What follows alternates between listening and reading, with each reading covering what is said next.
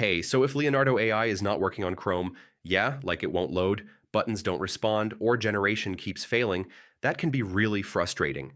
In this complete guide, I'll show you how to fix it step by step. First, just refresh the page. Temporary glitches in Chrome can stop websites from working properly. Next, yeah, make sure your internet is stable. Slow or unstable internet can break web apps in Chrome. Now, corrupted cache is one of the most common issues. Clearing Chrome cache often fixes Leonardo AI not working. Yeah, extensions like ad blockers or script blockers can break Leonardo AI. Try turning them off. Now, open Chrome in incognito mode. This disables most extensions and cached data. Yeah, an outdated browser can cause compatibility issues. Updating Chrome can fix many errors.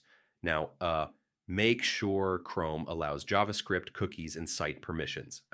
Blocked permissions can break the site. Yeah, session bugs can cause Leonardo AI to stop working. Logging out and back in resets everything. If nothing works, reset Chrome settings to default.